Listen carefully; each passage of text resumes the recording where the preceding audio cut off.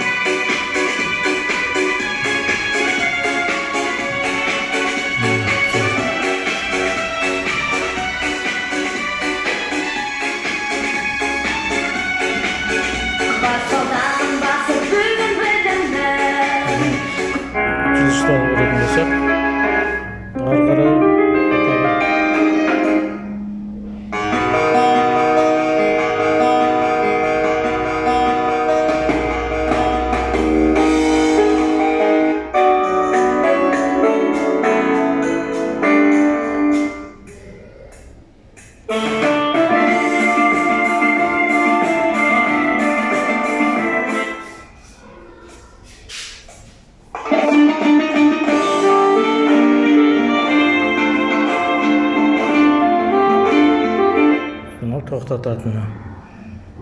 Қайтпаса өшеді. Қайт қоссақ жанады.